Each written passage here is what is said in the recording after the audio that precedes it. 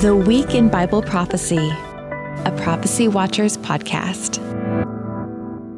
Welcome to the program today. Mondo Gonzales here in studio, and we have got a great program for you. We are going to be here talking with Dr. Ken Johnson and Josh Peck about a very interesting topic, the Dead Sea Scrolls, the Essene calendar, what's coming up in 2025 and 26. You are not going to want to miss it.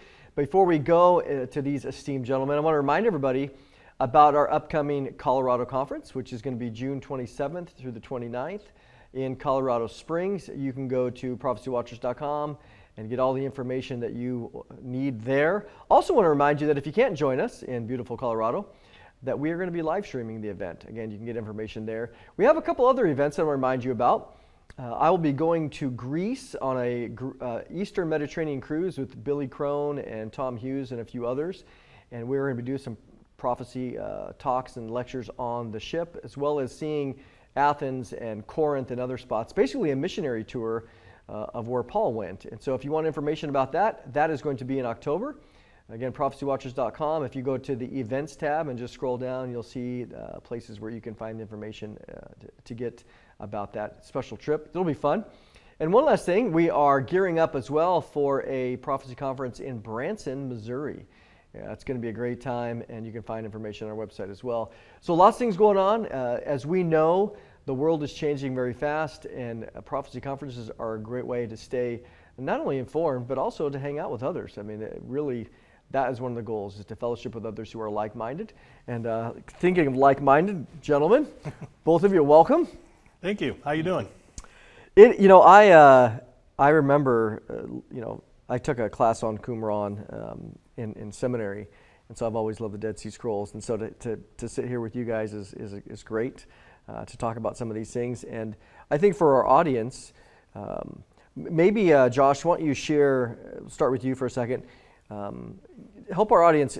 Let's say they don't know anything about you. Mm-hmm. What have you done, and what have you written about the Dead Sea Scrolls and Qumran, and then I'll ask you the same thing. Sure. Yeah. Well, I've been studying it not as long as Dr. Ken Johnson has, but he was actually the one that really got me into the Dead Sea Scrolls. And so I wrote my first book about it, which was Lost Prophecies of Qumran, and I started writing that in 2020.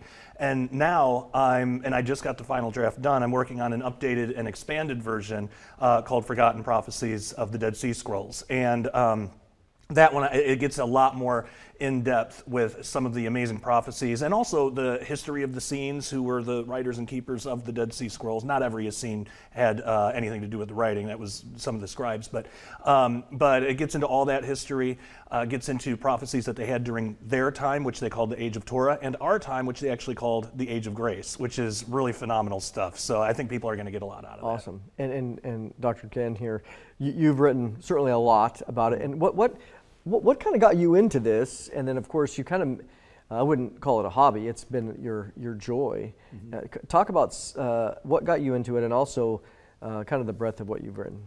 Well, I started when I became a Christian in my teenage years, and then I realized after going to different churches that they taught different things, different denominations. So I got to the point where I looked up the early church fathers to find out what they taught about all the different things we disagree with, just for my own peace of mind, to find out what was proper doctrine. And in the process of doing that, they talked about Enoch and scrolls and several things like that. Then I got recently the ability to go look at the entire collection of Dead Sea Scrolls and look at them, translate them, see what I thought, compare them from a Christian standpoint, and found out that they had a lot of extra biblical commentaries, prophecies, mainly about the first coming, but completely accurate. And then there's things about the second coming. So I just wanted to pull them all together, because I've always been fascinated with prophecy also.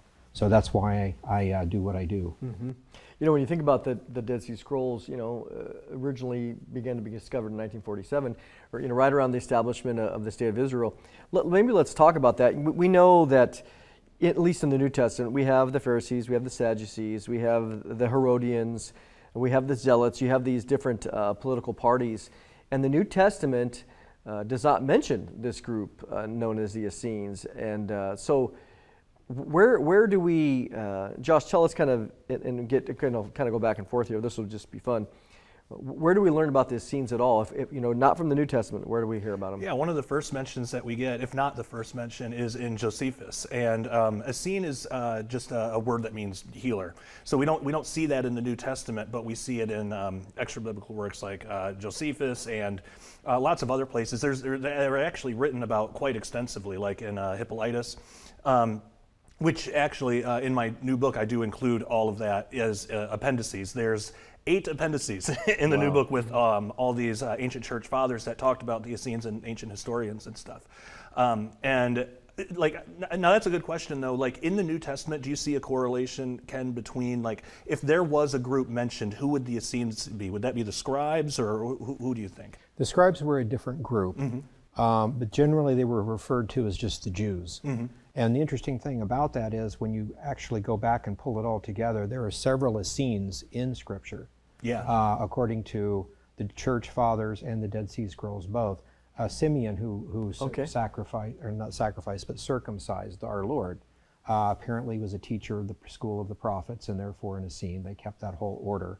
Another one is when Paul and Barnabas were anointed to go forth. It said the Holy Spirit wanted them to go forth on missionary trips, and it said that 3 prophets came down from Antioch, and it names them. One of them was Menachem, or Manian as it is in Greek.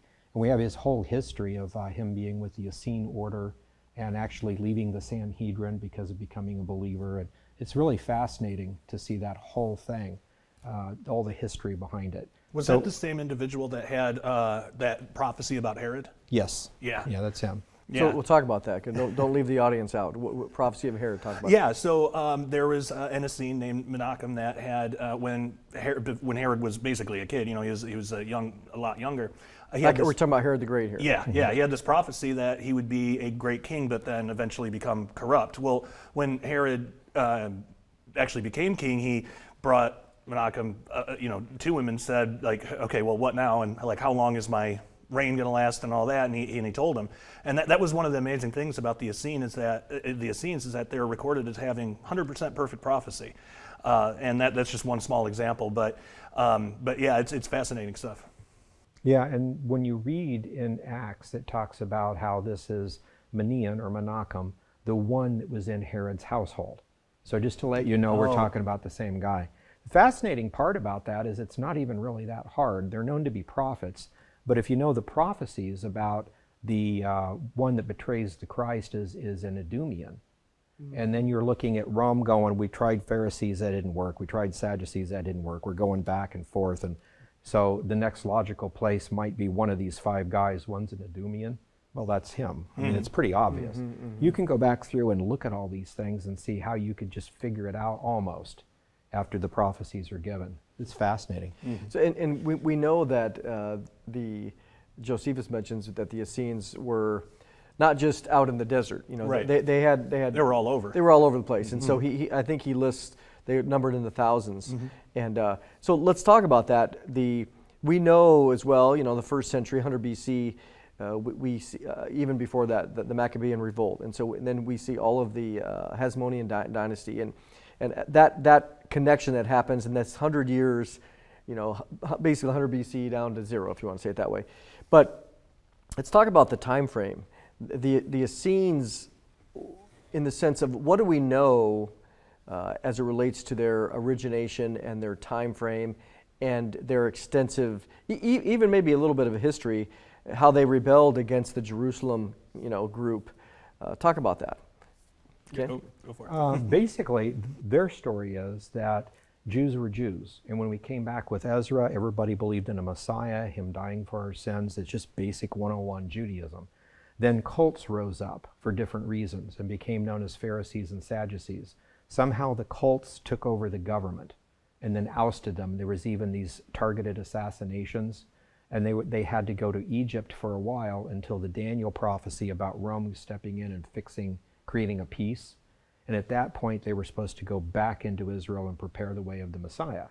So it was all set in their mind what they should do. So if you look at it like that, Judaism is the same as Christianity. It has the same doctrine. And when they don't, because it's Pharisees and Sadducees, it's basically because a cult rose up and kind of took everything over. So their basic idea is that stuff started around the 200s BC and kind of came in waves, and then they had the dispersion and the comeback. And there's a whole lot of history that they give. They say that there's actually a book with everybody's genealogies and the events in Shemitahs and Jubilees throughout all of time that they have. So it's fascinating. Yeah, and one of the major things that caused the split was the issue with the calendar. So probably around the time of Antiochus Epiphanes, 4th, maybe 5th, but probably the 4th. They came in and they said, okay, well, basically we'll let you do some of your Jewish stuff, but you have to adopt our lunar calendar, because before that they had a solar one, the one that they said that God gave to them. And there was a big split there. So the people that would become the Essenes said that they weren't going to do that, so they left. And then the ones that stayed and said, okay, we'll change our calendar, they changed to this pagan lunar calendar. So the Greeks, you're saying that the Greeks were imposing on them a lunar calendar? Yeah, yep. And it's interesting because you can look at the history of the Seleucid Empire, and they have a calendar that's basically the same as the lunar calendar that they ended up adopting, so you can kind of pinpoint where this was. But according to the Essenes, that was a major sin, because there were certain rituals that had to be done on specific days, and if you don't have the proper calendar, you're going to miss the days. And we know with some of those things, if you do them wrong, you could lose your life. And what's really interesting is there's actual records where it was like before that time, out of all of history, there was maybe 18 priests or something like that have ever died. But then after that happened, it jumped up to like 300 that died because they were doing these rituals and things on the wrong days. They were doing them wrong. So that was one of the main things that caused this big division. But what's amazing is that original solar calendar was perfect, and it fits with the Bible. So when we get day counts, like prophetic day counts with the 2 witnesses, or even things where it says, on the 3rd day of the month this happened. Well, it's mentioning it for a specific reason. And now that we know what that calendar is, and now that we have that calendar, thanks largely to people like Ken Johnson, who I wouldn't be able to put all that together, but we can actually see, like, okay, it says this specific day. We can look and see if it falls on a festival day or something like that. And even prophetically, it answers amazing questions. There's a big debate. Do the 2 witnesses come in the first half or second half of the tribulation? Well, in my mind, that's settled now. It has to be the first half. And I go into the book as to why. It has to do with they had what's called a leap week every 5 or 6 years. When you look at the prophetic day counts of the 2 witnesses, or of all the other stuff in the second half of the tribulation, it all fits perfectly. So in the second half, there's probably not a leap week there. In the first half, the 2 witnesses stuff, it makes a lot more sense if you have that extra week, because then you start seeing festival days that line up with them. And so in my mind, they have to come in the first half of the tribulation. So things like, and there's other reasons too why that's the case, where you don't need the calendar for that. But it's little things like that, like just knowing those day counts, having the calendar, and being able to actually count it out. It's explosive. It's amazing in terms of prophecy. So how do we when we think about, at least in the Bible, that the month begins on the new moon? Mm-hmm. So that's very lunar, right? Not exactly. So yeah, explain that, because again, you see, there's a specific word for moon, and there's a specific word for new month.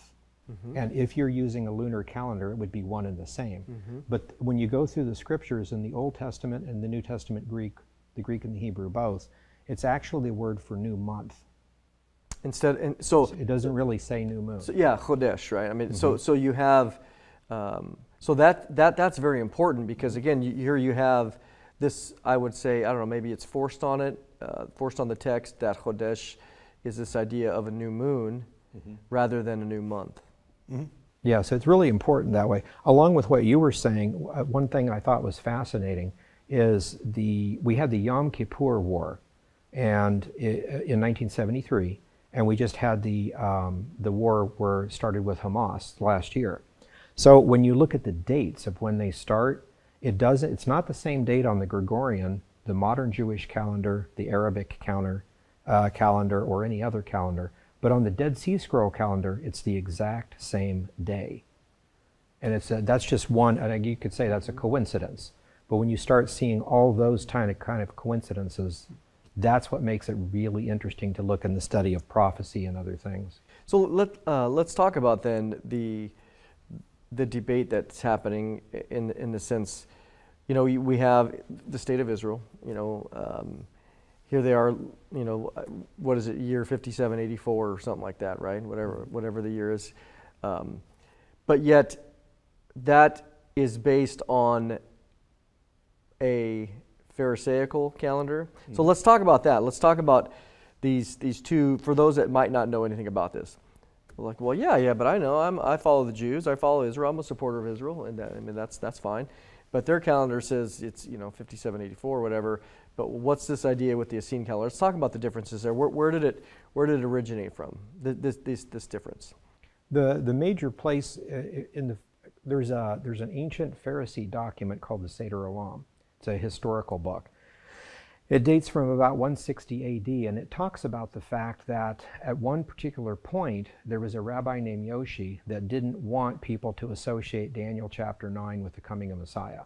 So he said the prophecy in Daniel 9 is from the going forth to rebuild a Jerusalem, that command, to the destruction of that temple. Now that's only 40 years difference, and of course you can't do that. He was kind of laughed out, but he came up with two other theories about how that would, and he changed the era of the Persians, changed the dates on that stuff. And still, no one liked it because you just can't do that. But then there was the dispersion and all the other stuff. So then what happens in the second or third century, Rabbi Hillel recreated the calendar, and all of a sudden we have this missing 167 years. And so from that time forward, we've had the lunar calendar with that number on it. And if you go back to the Talmud, which actually quotes the Seder Olam as accurate history, you can see that they quote it, they look at it as legitimate, but they still hold on to the other system. So we've got actual written documents on how and where those dates changed. I think it's important too to remember that during this time, there was a great amount of even really the first century into the second century. We think about Justin Martyr. There was a great level of Christian evangelism or Messianic evangelism by Jews, by Messianic Jews. Of course, as we know, the first Christians were Jews.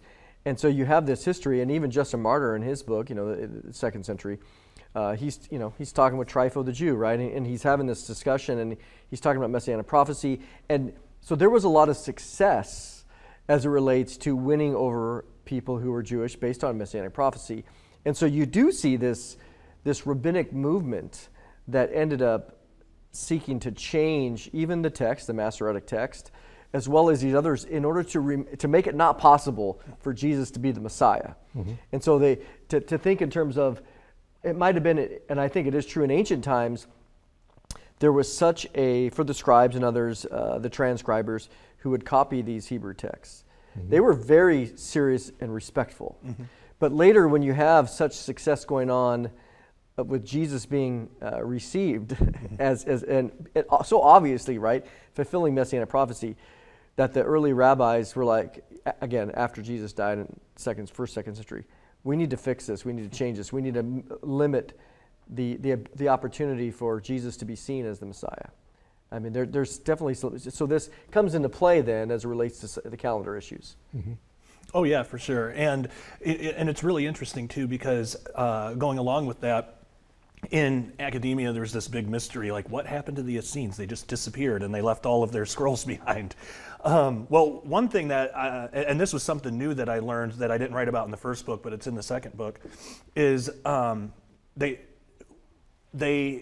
was an ancient custom, I guess you could call it, or ritual, where they looked at the text as so holy, they weren't just, if they were done with them, or they weren't just going to throw them away. So they would actually like bury them or put them in pots and put them in caves, and so they would do that. So that's probably why a lot of those were left behind. But the Essenes were the early Christians. Those were most likely the ones that, when you read through the Gospels, there are some times where Jesus just like walks into a room and everybody gets saved, basically. But then there are other times he's saying everything he can say and he just can't make headway with some people. Well, I think that's the difference between who's the Essene and who's the Pharisee or Sadducee, because the Essenes had all these really specific prophecies of what to look for with the Messiah. They knew exactly what it was. They knew that it was that the Messiah was going to be, come in two stages, first coming and second coming. And the Pharisees had a different interpretation of that. They thought it was going to be two different people. And so when they saw all this happening, they knew it and they got saved immediately. Well, those are also the ones that took the Great Commission seriously. And I think, and they also knew there was this prophecy about the temple being destroyed. They knew they had to get out anyway. But they were the first Christians. We come from the Essenes. They went out, they took what scrolls they could, buried the rest, and went out and preached the gospel to the world, and we're the benefactors of that. And to me, just the fact that we have that rich of history that most of the church doesn't know about, and actually a lot of Jewish people, unfortunately, don't know about either. Just the fact that that's there is just mind-blowing. Let's talk about what a lot of people want to talk about, and I think, because we all think we are all guilty of loving dates. I mean, whether it's date setting, whether it's date suggesting, or maybe it's just hopeful. I mean, I would love to know the date of the rapture or the date of the arrival of the second coming. And so let's talk about the 2025 date. Okay, there's this date. It's not just manufactured out of thin air. Why? Again, for the average person that doesn't do this like what you guys do in the sense of, study full time and everything, why should 2025 have any significance at all? Let's talk about that. Well, basically, just really quickly, they have a calendar, and their concept is there are 7,000 years between the creation. The Essenes have a calendar. Essenes, okay. Yeah, between the creation in Genesis and the creations of a new heaven and a new earth. So that encompasses 6,000 years of man's history and a millennial reign. They have that all mapped out. So theoretically, if that's correct, the last 1,000 years starts in the year 6,000, and they divide these into Jubilee periods, 50-year periods, which sometimes they call generations. And so with this, they mark the age of creation, the age of Torah, and the age of grace, and then a millennial reign. So not trying to set dates per se, but on their calendar, that last part should start in the year 6,000. So the last generation, or the last 50-year period from before the year 6,000 would start in 2026. So the year 2025 is the Jubilee, or the 50th year of a 50-year period. And so a lot of the scrolls talk about the fact that prophecy can happen at any time, but the bulk of prophecies occur at the change of the ages and the change of the Jubilee periods. So when we're looking at that and we think about Jesus talking about the last generation, that kind of thing, we see that a lot of prophecies will probably happen in 2026 to 2075. And like I would have guessed, the war with Hamas would have started a couple years from now. Yeah, in the future. But it actually started, last year. Yep. So in thinking about this, I know, my background's in the ancient Near East, and so you have the biblical chronology, the kings and everything else, and they do a lot in regnal years, and fifth king of fifth year of such and such. Well, in thinking about that, you have the trying to connect with an absolute date, in the sense of especially connecting with Egypt. Egypt is very helpful when you look about the different dynasties of Egypt. So in that case, you have whether it's the Egyptian chronology or even the biblical chronology, here you have the Essene chronology. So you have these different calendars out there. I guess for us, we're sitting here living in the Gregorian chronology, right? Right. So, Josh, how do we anchor?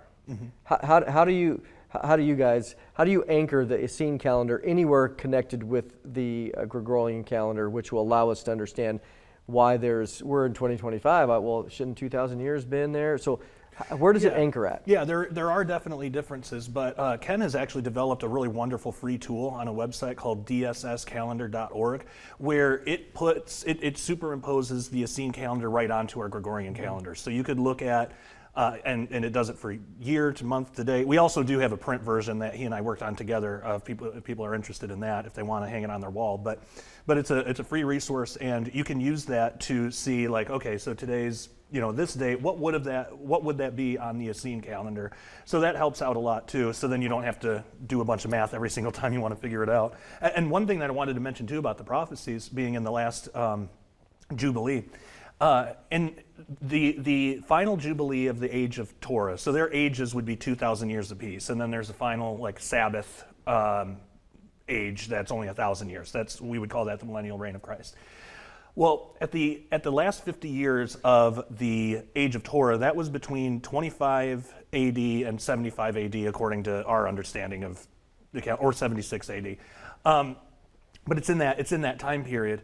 Well, the rapture is only one prophecy. There's a lot of prophecies that we have that's going to happen before Jesus returns and sets things straight for the millennial reign.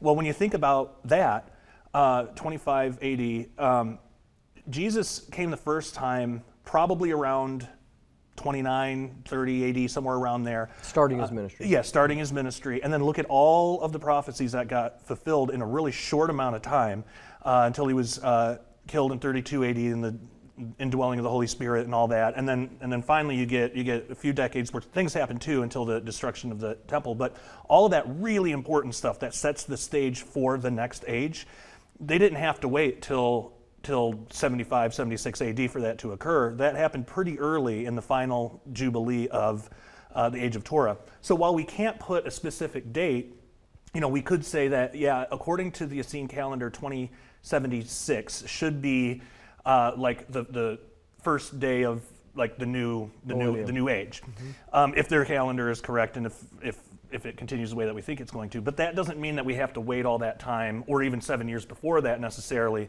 for the rapture. There's a lot of different ways that this could pan out. We could have an early rapture, and you could have a gap between the rapture and the tribulation. That's one possibility. You could also have a gap between the end of the tribulation and when the next age starts. How long is it going to take for Jesus to judge everybody? How long is it going to take to set the world up and to build the amazing temple and city that we read about at the end of Ezekiel? Which, of course, we all believe that's all totally literal. It's not figurative. Well, that stuff takes time, and I don't think Jesus is just going to come down, snap his fingers, and everything's different. I think that stuff is going to have to be built. So we don't necessarily have to wait that long. We can't put a date on the rapture, of course. There's nothing in the Dead Sea Scrolls saying any kind of date or anything like that. It's really consistent with biblical theology. There's little hints of the rapture throughout it, but it doesn't give us a date. So we don't know. But so the dates that we have are more about a time frame rather than a specific date. So we're looking at a 50-year time frame where a lot of things could happen early on, just like it did at the end of the Age of Torah. So I think that can kind of help hopefully relieve some people when they hear 2075. I got to wait that long. I'm not going to live that long. Let's talk about that because and I just like to throw things out because that's where my mind works. So we know on the Gregorian calendar that we are, if Jesus, most New Testament scholars believe Jesus was crucified and resurrected on 32 or 33 AD. Okay, that's the kind of those 2 years. Some people will say 29, but that's not. The best date is that 32, 33 framework. Okay, so I don't think we've lost too much understanding in our calendar. What I mean by that is here, let's fast forward to 2032. Like, so here we got 8 years from now. Well, it's pretty solid then that there's 2,000 years going from the time of Jesus to this period of from 32 AD to 2032. And that's an age. That's an age, right? I mean, according to the Essene not calendar, but according to the Essene chronology of 2,000 years being an age. So is it possible, and we also know that again, 70 AD the temple was destroyed. So are things based, could it be off? Could have the new age began at the time of Jesus' resurrection, and then the temple gets destroyed 40 years later in the still new age of grace? Could there be, is it off? Could it be by 40 years off? Because here's what I'm saying is that if let's say we come to 2075, and we'll still be here, Lord willing, maybe. Okay, that's 40 years from now. Oh, no, it's longer than that. It's 50 years. No, maybe I won't be here. Okay, but let's say we're sitting here and we're old and decrepit by that time at 2075. Now we're looking, hey, it's been 2,040 years from the time of Jesus' resurrection. That seems a little bit weird, doesn't it? That you would have not 2,000, you would have 2040. Do you understand what I'm saying? Yeah, I understand what you're saying. Yeah, so the way that I understand it, they would have a specific date as the beginning of the next age, even if it doesn't specifically line up with anything prophetic on that date. So their final Jubilee in the Age of Torah would have started 25 AD. And I don't know that there was anything specific that occurred there. Now we would say, well, the church age began in 32, 33 AD with the indwelling of the Holy Spirit. And yeah, it did. That's when like the church really started. And we're coming up to 2,000-year anniversary. But the specific age and the way that they lined out their chronology would have been 25 to 75. So the way that I kind of explain it in the book is it seems like in these final 50-year periods, and you can even see this in every age. You see this in the first age too with the Tower of Babel and Call of Abraham and all that, but it seems like there's this period of time where prophecies start to happen to get ready for the next age, so that when that 75, 76 AD date hits, everything is set in place for the next stage to begin, even if some of that started early. So it would be like if I was going to throw a birthday party next Friday. Well, I have some things to prepare before then. So I got to get a cake. Maybe I do that tomorrow. I got to get the presents. I got to hire attractions. And I would spend the rest of this week like doing all that. So I'm doing things to get ready for the party, but that's not specifically the party, even though they're all going to play important roles when the party happens. So that at Friday at 3 o'clock, let's say, the party happens. I think it's kind of the same way. So the way that I look at it, these final Jubilee periods, it's almost as if these two ages are kind of like melding together, where you get the start of one while the other one's winding down. And so you get this kind of blending thing. So I don't think that we would say necessarily that, well, since 32 AD, that was the indwelling of the Holy Spirit, so that's the start of that age. I don't think the Essenes would have saw it like that. That would have been one prophetic thing that happened in that age. At the tail end to prepare for the next age. But the official start would have been 75, 76 AD. But that's also why it's really difficult to put exact set dates on this. It's more of like time periods that we look at. Does that make sense? Yeah, the thing that I would add to that is I think we can rock solid set dates for their calendar system. Yeah. Not necessarily the prophecies on it. So for instance, on their system, which ends at 75, they talked about the first coming of the Messiah when he would atone for our sin nature. And the event that would occur is one Shemitah after the end of the 9th Jubilee of that Una. And so if you look at the end of the age being 75 minus a whole Jubilee period, which is 25, and then you go forward a Shemitah, which is a 7-year period, it brings us to 32. So they're saying it's scroll 11Q13, they're saying that the Messiah would take care of our sin nature 32, 33 AD is what we would put on our calendar. So that, lets it sink in really, really well, give or take a year. And so that means the end of their calendar year for the year 6000 would be 75 or 76, 2075, 2076. So I think that's pretty rock solid.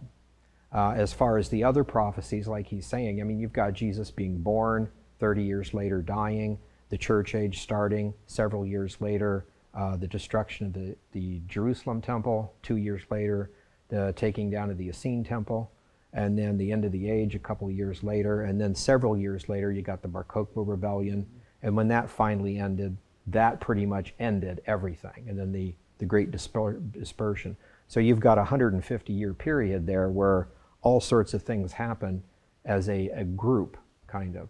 And so we're seeing that today, actually. If you take the 150 years before the year 6000, you had the Balfour Declaration, you had the establishment of Israel in 1948, the taking back of the Temple Mount in 67, and all the other things that have happened, the new priesthood, the practice sacrifices that have started up. So all those things are going in process. So the year 6000, what Gregorian year would that be? 2075. Oh, okay. Oh, yeah, because that would be the year 6000. Okay. So let me ask you this question, and again, thinking out loud here, is so ultimately, if we're comparing what we've experienced in reality, in the sense of the Christian era, from a Christian perspective, we would recognize theologically that the age of grace began at Pentecost, right? And and we're coming up on that 2,000 years. Here again, we're 9 years short, or so, 8 to 9 years short. So, does that make any difference in the sense of understanding that the age of grace truly, now not in an unseen way, but in a practical way, truly began at the time after Jesus' death and resurrection? I would think it could, and I think it depends on how you use the term. Like, for instance, I know in a lot of the church fathers, they talk about how the Antichrist persecutes us, the believers, the church. And everybody says, oh, well, that's got to be, post-trib rapture type stuff. And when you look at the way they use the church, they're talking about believers. They actually define it from Abraham forward. So when they say church, and that's not how we use church, right. And I'm not saying you're right or wrong, but they mean believers, okay? And so when like historically, even all the way back. Right. Okay. So when we say the age of grace, you and I are talking about the church age. And I think they're talking about the age of grace on a calendar, which may be different. So the church age and their age of grace might be different than what we refer to as the church age. So yeah, I mean, anything you want to add to that? Oh no, that's exactly right. So you ask any Christian nowadays, like how long is the church age, and they'd say, well, it's been about 2,000 years, but we don't know how long it's going to last. It could be another 6,000 years. But if you were to ask an Essene the same question, when they hear age, they're thinking a 2,000-year period specifically. So they would just say 2,000 years. So yeah, it just depends on how we use the terms. Yeah, because obviously, even in terms of the Torah as it relates to the 613 commands, I mean, that came with Moses. Yeah. In 1400 BC, 1445, 1444 BC. So that's certainly many centuries after Abraham. Right. And so to have it be super tight like that, exactly, it's hard to believe that the Torah began with Abraham. No, it's still the age of Torah even before the Torah came to be, because the age of Torah would have started with the call of Abraham, but it was, again, setting up everything that needed to be for that age to operate and work. So there's a lot of different prophecies and different ways on how things can be, when things can happen within certain ages, but it's like, what is that period mostly known for? That's the age of Torah. As a matter of fact, according to some of the manuscripts, it talks about the age of Torah or teaching is supposed to start with the guy that starts the group of people. The whole movement, yeah. So Abraham, Isaac, and Jacob kind of are the ones that started Israel, and the nation of Israel would bring Messiah. So that's the start of the age of Torah. And when you look at their chronology, the call of Abraham when he was 52, not when he went down to Canaan, but when he was called, actually was the year 2000 on their calendar. So that hit exactly at the end of an age. So I mean, so here we're talking about we're coming up on the year 2025. We're got 6 months left to 24 or so, 7 months left. Then what's significant then in the sense of trying to explain the Essene calendar? What's happening? Let's go to March of 2025, spring equinox. Let's talk about what is significant about that. It begins this next March begins the 50th year of this Jubilee period. And then the following year is the last generation or the last Jubilee before that. So we should start seeing a lot of prophecy fulfilled. And we have seen things that we've never seen before, like Iran actually attacking Israel. That's prophesied in several scrolls and in scriptures, but we've never seen that before. And this was short-lived, but it's not the only time this is going to happen, because there's some great details in that. We've seen a lot of things happen with Israel, and we will begin to see a lot of wars, a lot of expansion, a lot of different things. Zephaniah, Obadiah talks about the time when they colonize the Negev, they take back Gaza, they control Lebanon up to Zarephath, which is the 6 miles north of the Litani River, which is where they're saying they're going to take and control that now as part of the... Now, whether that actually happens or whether it happens in some political figure later on gives the land back, which has happened multiple times, either way we see it in prophecy. So there's a lot of interesting things happening. Anything, Josh? I think he covered it.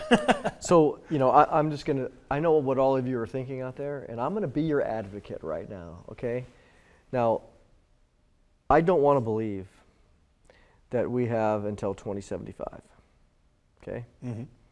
That, well, that's just till the beginning of the millennium. right. So we got a tribulation, we have all sorts of prophecies that need to be fulfilled in that time, and they could all come early, because there's, again, it's perfectly reasonable to have the end of the tribulation and still have some decades before the next age starts, and because there might be things that need to be done. Again, how long does it take for Jesus to judge everybody at that time? How long does it take to build the temple and for people to, beat their swords into plowshares and to get the word around the whole world? This is the way that things are now.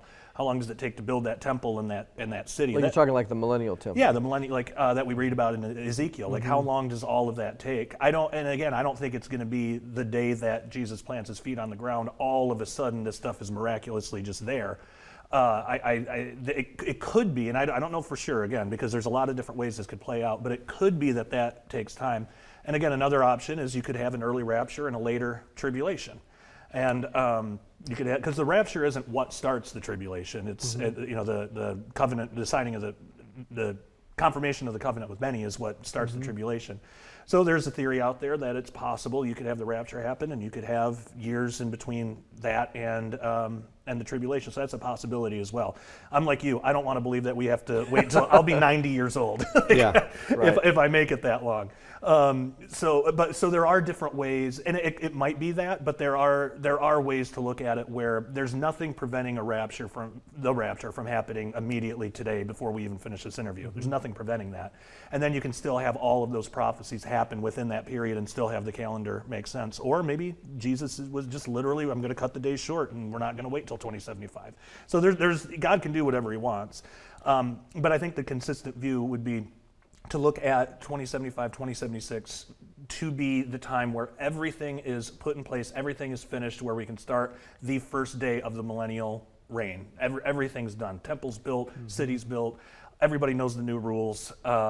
They know the festivals. All the other nations know that they got to come up for tabernacles, and just everything's done. And I would think just practically that's probably going to take some time to set up. I don't think it's going to be able to be done the last day of the tribulation. But, again, there's different ways to look at it. Yeah, I think that's a good point. The whole idea of the scripture says that those days will be cut short. Now, that might be 5 days, or it might be days like a couple of decades. Could it be 5 decades? Could it be a whole jubilee cut short? I would assume.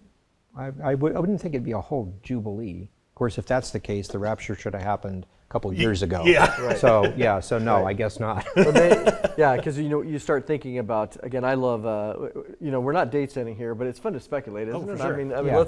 no one's setting a date, but it's fun to think out loud about the possibilities, and we're all to be. And no matter what we decide today or not figure out or whatever, we're still going to get up tomorrow and do the Lord's work. Okay, no one's quitting their jobs. I find it. Go ahead. I think one point that we need to remember too is we're talking about calendar systems, which may or may not be 100% accurate. If we looked at the modern Jewish calendar and tried to pinpoint the year 6000, it's over 220 years away. Yeah. I'd much rather have it be 50 years instead of 220. Yeah. So if we're looking at the Gregorian calendar, I think we missed it by 24 years. Yeah, exactly. So it's just like, it's a calendar system. Well, and that's kind of what I look at too is, again, we are, when Pope Gregory, again, Gregorian, when he's looking at, the Julian calendar, the Roman calendar, and then he starts like, we need to make this a little bit better, at least Christianize it, right? Certainly that's what he did as a Catholic. Well, he looked back and he could see there were some discrepancies. I think he dropped like 13 days or 16 days off of. He's like, well, this doesn't work, so we're going to evaporate those and we're going to squeeze it all together. Which again, that's the nature of looking at different calendar systems. Egyptians used to have a 10-day week. I mean, you have stuff like that.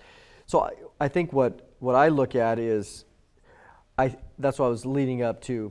Well, if the 32-33 date of Jesus' death and resurrection is relatively accurate, which I think most scholars would recognize that's true, then we're coming up on an age ending. Yeah. So even if it's not necessarily connected to the specifics of the Essene calendar, their idea of what an age would be as 2,000 years. And in my mind, I like the idea much better. I'm sorry, guys. No offense. Me no too. offense. I like the idea of thinking, which again, it's not a prophecy by any means, of thinking that the church age, the church had an opportunity to evangelize the world for a full age.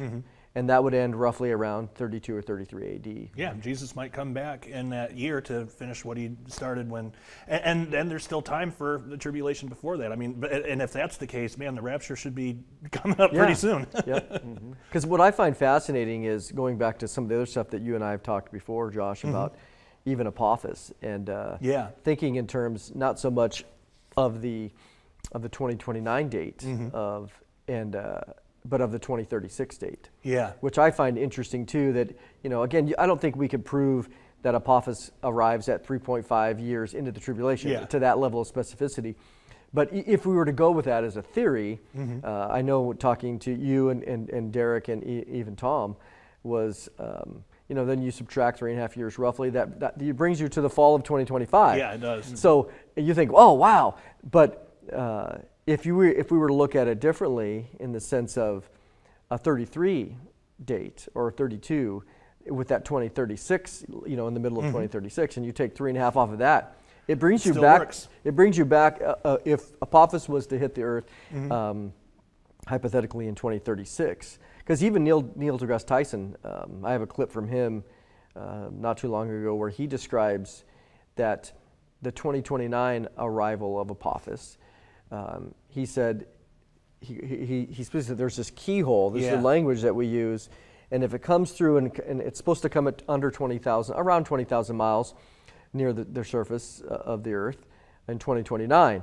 Well, the moon's at 240,000. So the way he was describing it was, if it comes through this keyhole, it's going to affect the trajectory, the orbital trajectory of the Apophis, so that when it comes back, this is his words. Yeah. Secular guy, he's not a Christian. He said, if it comes through this the 600-mile keyhole in 2029 and just scrapes us, it will hit us in 2036. Yeah. I found that really amazing that he was willing to say that publicly, because he's got a lot at stake in his mindset. But again, that idea would then fit with a 2033. The dates still work. The dates work. Yeah. Which gives me some hope that I won't be. I was born in 1974. So you're still young. Well, at the end of it, I'll be 102, gentlemen. I was born in '84, so. Okay, so you'll be a little younger. You'll be a little younger than me. You're both young. I was born in 60. When was I born? It's been so long. 65. You're 65. Yeah, 1965. Oh, wow. So we got 20 years apart, Yeah. 10 years apart. Yeah, so you'll be 110, roughly. If I do the Essene diet and use the herbal medicine just right, I might still be here. Well, I think it's interesting, no matter how you look at it, all those dates, the speculations, you notice it's all in the last Jubilee, which is in the last generation, according to the scrolls. Yeah. Well, there's even another one, a 2068 date, and that's 7 years from 2075. It really is, the 2068 Apophis date. So, I mean, needless to say, I think all of us, regardless of whether we look at the Essene calendar, where we look at anything else, the average person, I mean, come on, guys, the average person that is just all of us. Here we are,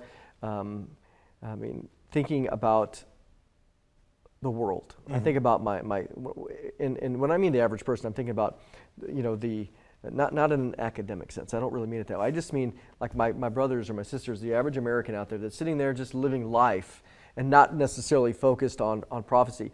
They're looking around and they're going, man, the world's changed. Yeah. Something has changed. And so when we see this, and we see Israel becoming a nation in 1948, them controlling the old city in 1967 in Jerusalem. We are not. This isn't. I don't see. Oh well, Jesus will come back in 1,000 years. No, the fact that God brought Israel back in 1948 was the big sign that we are approaching the end of the age. And now, of course, we've seen a prophecy begin to unfold. So, as we look, we don't even need the Essene calendar to tell us that, right? That's right. We can just look around and say, yes, here we are. But then to have some of these other calendars come and they seem very consistent is pretty amazing. Yeah. Yeah, it's really interesting too, because according to the Essenes, at the end of every age, there's always an apostasy. So in the first age, there's the Tower of Babel incident. Second age, we got everything with Jesus and the Pharisees, and there was clearly apostasy going on there. And then you look at if this is the end of our age, you look at the world today, this is so different than any other time in history, just with the technology that we have. I mean, and it's almost hard to realize it because we've been born into it, so it just seems normal to us. But human beings, as far as we know, have never lived like this. Like, this is so weird and different, and it's brought up so much like debauchery and really you'd call it apostasy. Like, it's brought up so much opportunities for more evil, more than we've ever seen in the history of the world. And to me, it's like, that's too weird to just not be anything. Like, why is it now, all of a sudden, that we have this big technological revolution? I mean, it wasn't that long ago we were still using horses and carriages and stuff. And why is it now? I mean, why couldn't the Greeks have done that? They could have. They were smart, you know, they had math and everything. And any other nation could have done that at any other time, but it was like there was something restraining it, charged word, but and it seems like that whatever that restraining is kind of lifting, you know, and all of a sudden we live in this crazy weird world, and it's just we're in a place, especially now, where you cannot believe anything. We have more evidence for things than we've ever had before. We got video evidence, and you know, nobody ever had that before. But you can't believe anything you see on TV. You can't believe any video you see. If you see a video of Donald Trump saying something, you don't know if it's a deep fake or if that was actually real. And that's like the world we're in now. I mean, again, I'm only like 40 years old, but it's so different from the 80s. I mean, we didn't have any of this stuff. Yeah. And but now, I mean, and it's exponentially, it's getting faster and faster and faster, to the point where every year doesn't feel anything like the last. So for that to be just nothing and just to be business as usual, it's not significant at all, I'm not buying it. I think we're at the end of an age here, and I think this kind of thing is what we would expect. I think we have these are those correspondences that come to play, where we can look around. Again, the average person knows that that the world has changed. Again, even unbelievers are, what in the world? What has happened, especially to our country and other things? All the wokeness, all the gender confusion. I mean, this is crazy stuff.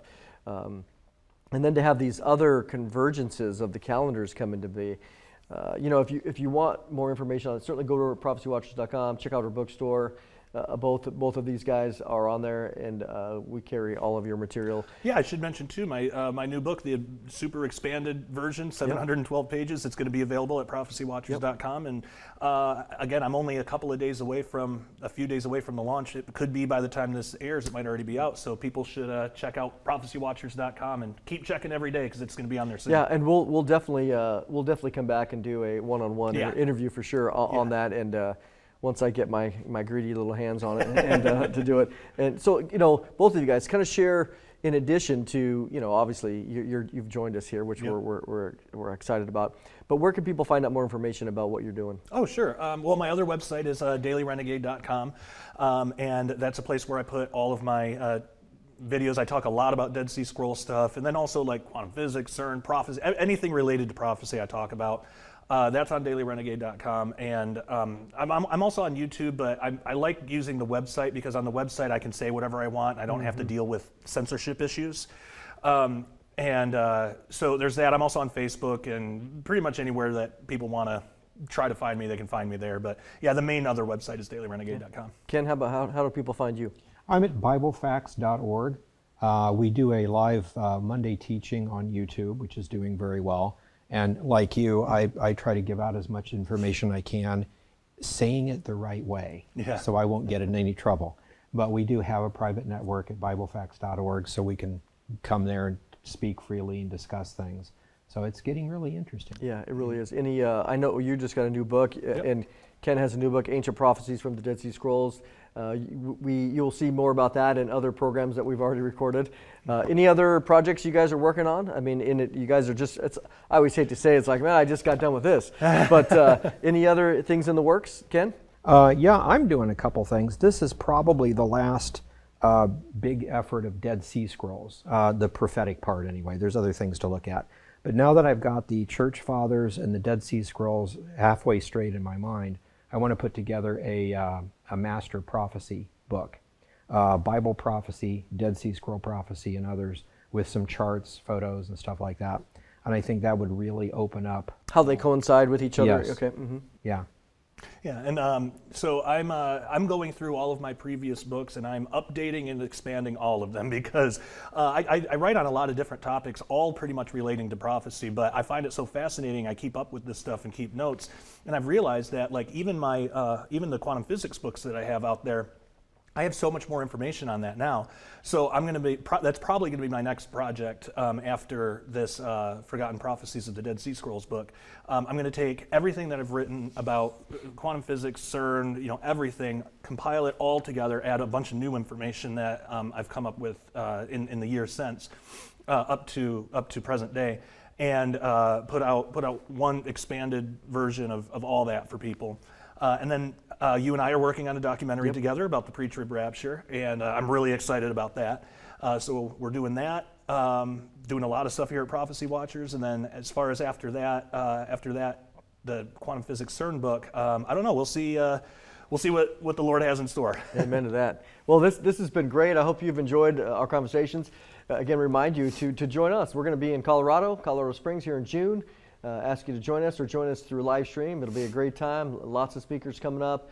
And as we know, things are changing so fast. That's why there's so many books to be written, because they almost become out of date very quickly. There's so much information happening. So appreciate you watching today. Hope you enjoyed the conversation, and we'll see you next time.